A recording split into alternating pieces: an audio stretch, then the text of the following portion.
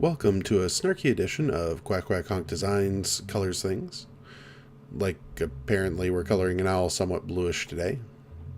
Not sure how many blue owls there really are. I suppose you'd say it's gray, but I don't know. It's an awfully blue gray.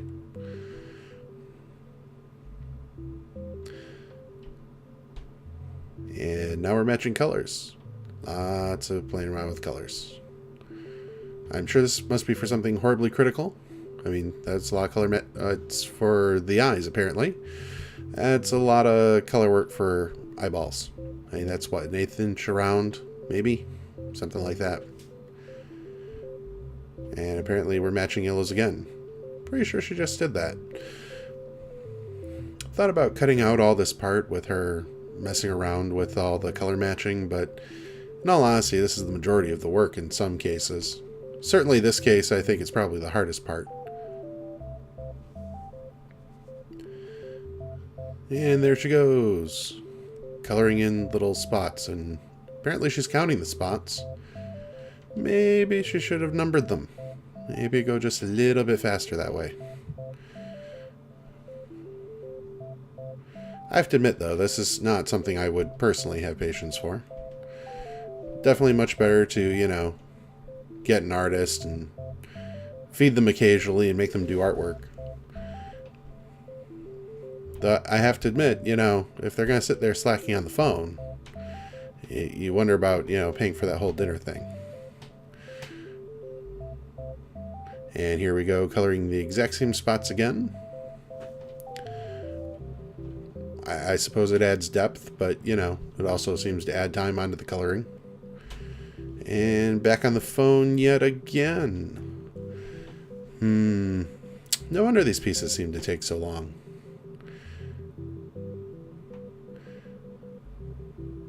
Now, I'm sure she would tell me that she's looking up some reference, but I'm not sure how much reference you needed to color the same spot over again. Maybe I'm wrong. After all, I'm not the artist here, so never know.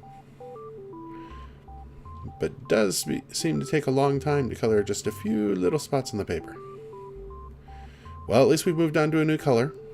That's something. I don't know it's very much, but, it's something.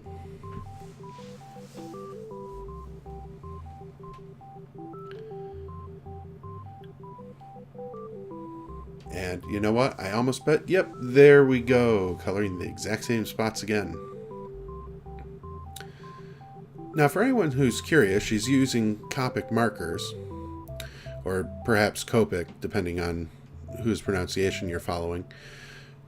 I recently priced out the cost of the refills on these, and they come about the same as a good 18-year-old Scotch.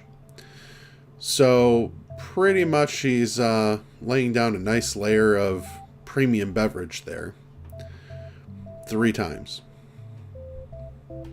I mean, no, she's not entirely going to use a shot glass worth of ink here, but, all the same, you wonder if you could get away with coloring it twice. Now we moved on to yellow. I have to admit, it's coming together much faster.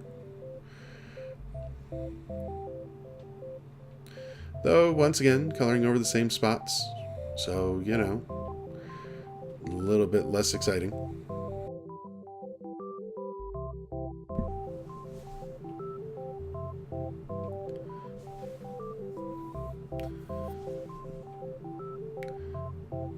I wonder if that's the same yellow as the eyes. Could be. A lot more shading, though, than the eyes from what I can see. And look, we're on to green, which is quite a difference from red, yellow, and orange. See, honestly, this seems to go a lot faster when the phone isn't in her hands. I don't know. That's probably an artist pro tip for you right there. Keep the phone out of the hands, and there she goes.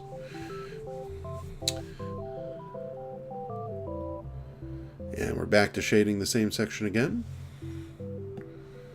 Lots of shading the same section over and over.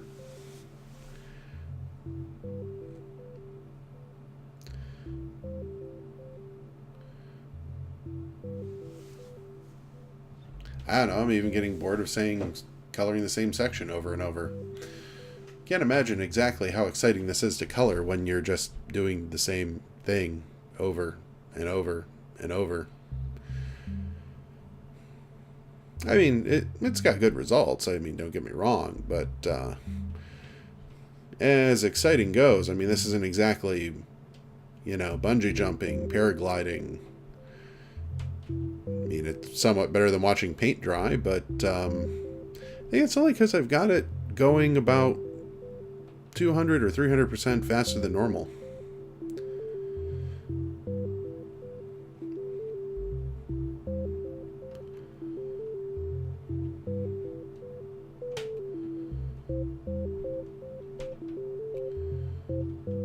And there's the phone again.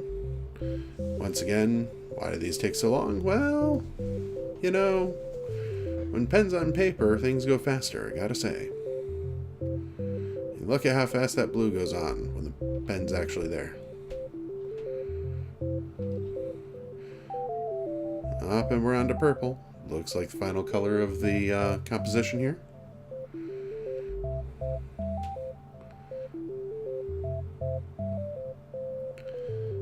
She's moved from coloring the whole thing to coloring the darker section here. I'm not entirely sure why the difference in coloring technique. I suppose it will lead to slightly less ink on the paper, so that's not necessarily a bad thing, all considered.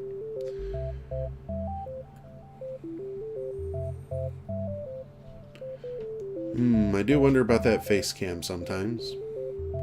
After all, normally it's mostly shooting the top of her head.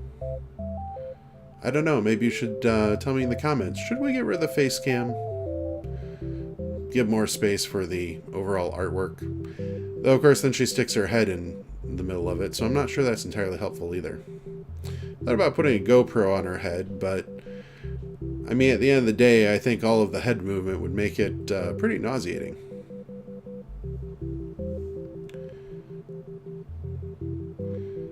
Now we're doing tiny little touches. It's a lot of work for things that are just tiny slivers. I mean, in the full artwork, it's, works out pretty well, but it's these tiny little spaces. And a lot of her head in the way. She really does make a better door than a window. Hard to get those techniques in those middle sections there down when behind her head.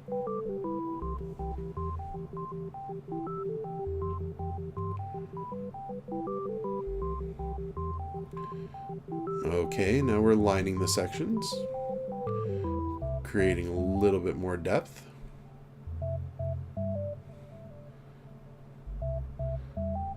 Look at all the detail in those tiny little toes and nose.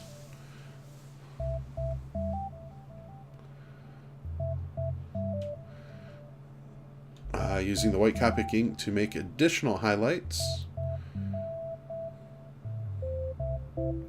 I have to admit, this is one of those little secrets that people tell you shouldn't do. Mostly because I think that they don't want anyone else doing the same thing they're doing.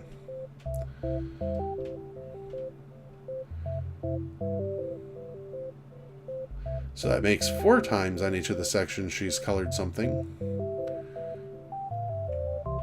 That's a lot of ink on a piece of paper. It's one of the reasons we use really super thick paper. This tends to be the 500 series from Strathmore, which is just layer after layer of paper wedged together in alternating directions. So in general, you won't get bleed through on this paper. And it really doesn't feather as badly as some of the actual marker papers. But it does mean that your artist goes ahead and fills the entire paper with ink, apparently thinking that it must be a sponge. Well, it looks like we're getting close to the end of the project here. Adding little eye spots and such to the owl. This is an important tip for you artists. Make sure it actually fits in a frame. Nothing detracts from an artwork like not being able to frame it. Well, thanks very much for joining us. Hope you enjoyed this little snarky segment.